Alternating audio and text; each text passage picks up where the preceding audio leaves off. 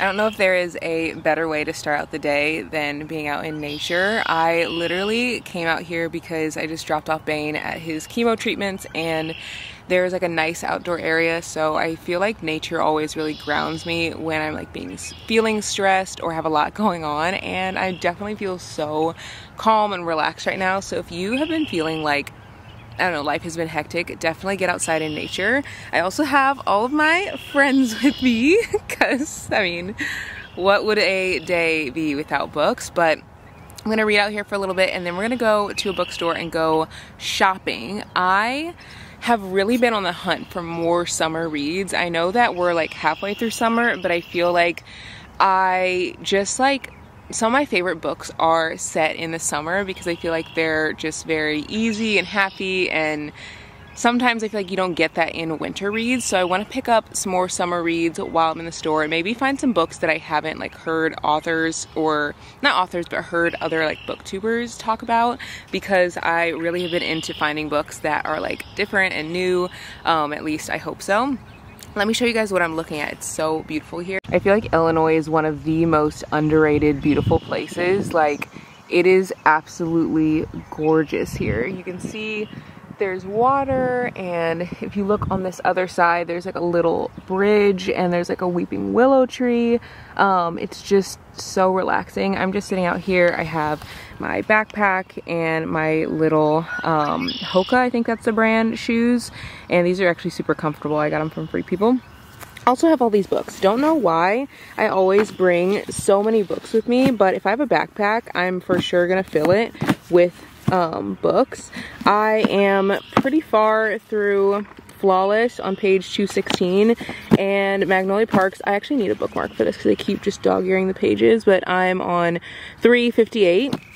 I'm going to read a little bit more of this, and then we'll head over to the bookstore. I haven't started this one yet, but it's in my backpack, just ready to go whenever I finish one of these books. I feel like one thing that sitting out in nature really teaches me is how there are so many like more green spaces like available to me, and I just need to like get outside and like utilize them, because I feel like sometimes I just sit in the same spot like in my house, or I go to the same parks, but there are so many like nice outdoor spaces like this one, and I don't know, I just am feeling very grateful to be living in Illinois.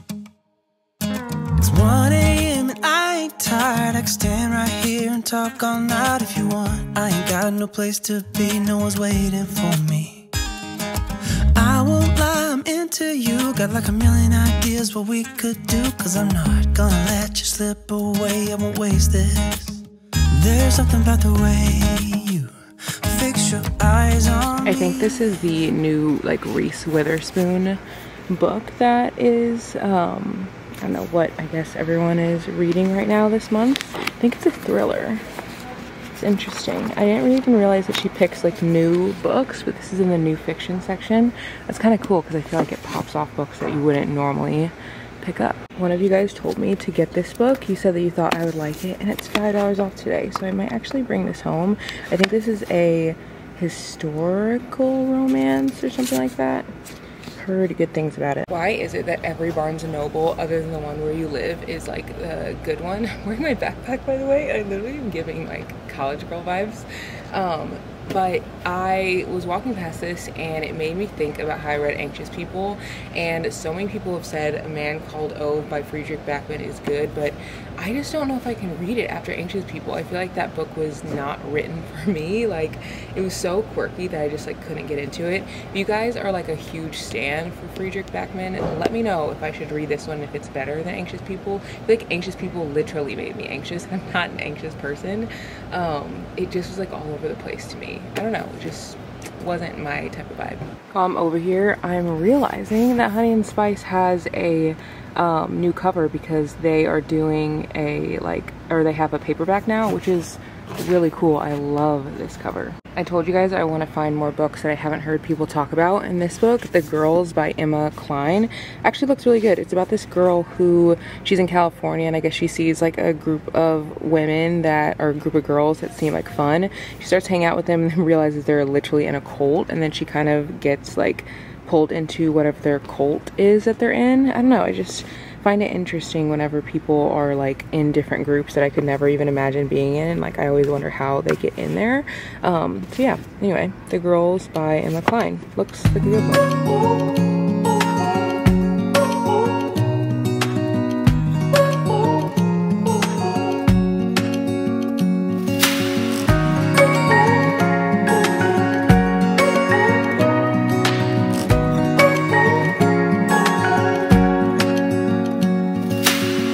Searching for something that ain't lost.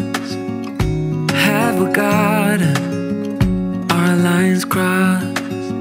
We're wasting time on stuff. We made it back with lots of books, so I'm going to show you guys what I picked up in here, and then I want to go to one more bookstore because I've been on the hunt for a specific book, and it actually said that they had it in this Barnes & Noble, but they didn't have it in there. So I ended up getting some other books, but I got some really good ones.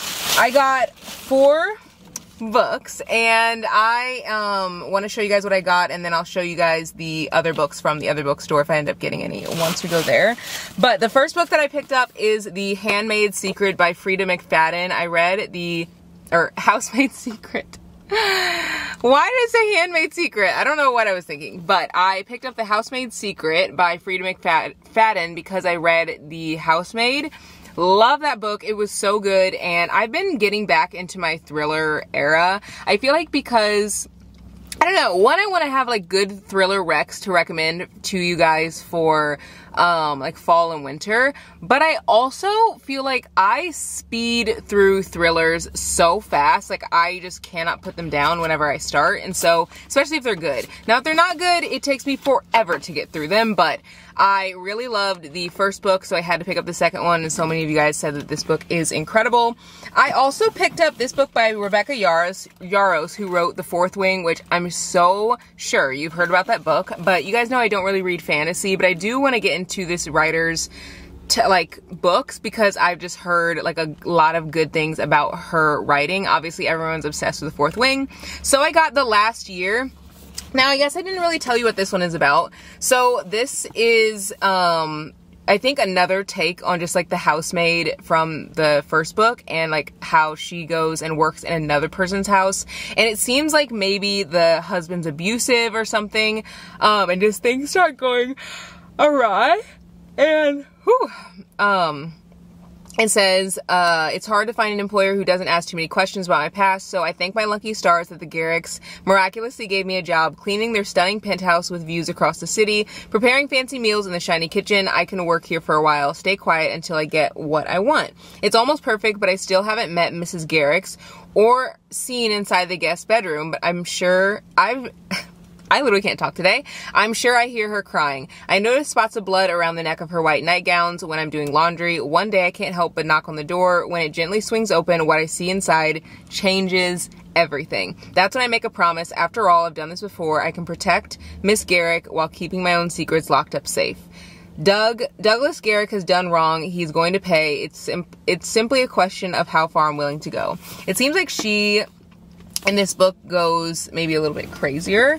So I love that. And then this book right here is called The Last Letter by Rebecca Yarros, and this has such high ratings on Goodreads. Honestly, the reason I picked it up is more because I just want to like really jump into this author's writing.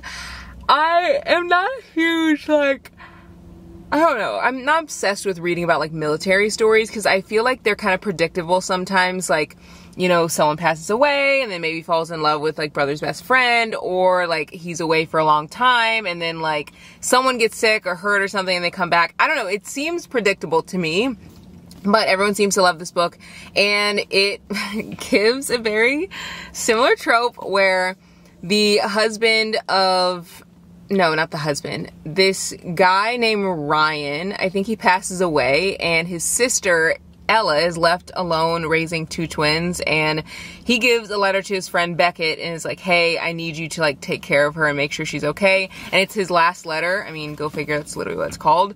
And he sends it to him, and so the guy obviously feels like, I have to take care of her. So this whole book I think is about him trying to like make sure she's okay, and I'm assuming they fall in love. On the back it doesn't give much, it just gives the letter of like what the guy wrote. Then the next book I got is The Gap and the Gain by Dan Sullivan. Now, I have not read any like self-development books in so long, but these used to be the only books that I read, and then I stopped reading them for a very long time, and I now want to jump back into these types of books because I feel like I can learn a lot. And this one is pretty much about, it says, the High Achiever's Guide to Happiness, Confidence, and Success. Most people, especially high ambitious people, are unhappy because of how they measure their progress. We all have an ideal, a moving target that is always out of reach. When we measure ourselves against that ideal, we're in the gap. However, when we measure ourselves against our previous selves, we're in the gain. This is where the gap and the gain concept comes in. It was developed by legendary entrepreneur coach Dan Sullivan and is based on his work with tens of thousands of successful entrepreneurs. When Dan's coaching clients periodically take stock of all that they've accomplished, both personally and professionally, they're often shocked at how much they have actually achieved. They weren't able to appreciate their progress because no matter how much they were getting done, they were usually measuring themselves against their ideals or goals. In this book, you'll learn that measuring your current self versus your former self has enormous psychological benefits, and that's really the key to this deceptively simple yet multi-layered concept that will have you feeling good, feeling grateful, and feeling like you're making progress even when times are tough, which will in turn bolster motivation, confidence, and future success. So I wanted to read this because I saw someone who reads a lot. She like recommended this. I think it was Kinsey Elizabeth, and she always gives such good book recommendations, especially for like work and like growth and things like that. So she read it and then like immediately started reading it for a second time, and she's like, I never read books twice. So I was like, you know what, let me pick this up. And then the last book that I got is The Last Word by Taylor Adams, and this is a book about a woman who writes a 1-star review on a like book, like Goodreads or something like that, like account, or reviews like a book and gives it 1 star, and then the author of the book like stalks her or something. So I just thought that was such a unique concept, so I was like, you know what, I have to pick this up. And I've seen a lot of booktubers talk about this, and I just feel like it'll be a really great thriller. I think Destiny Sidwell, I love her YouTube videos, I watch them, and she talked about this, and so did Sarah Caroli, and I was like, you know what, let me pick this up. So these are the books that I've gotten so far. We're gonna go over to the Literary, which is a bookstore slash coffee shop, and see what's in there. I love supporting independent bookstores, and I can never do like a book shopping video without at least going to a bookstore for an independent bookstore, because I feel like independent bookstores, we want to keep them alive and we want to keep them thriving. So let's head over there and see what we can find. You got a smile that makes the sun rise.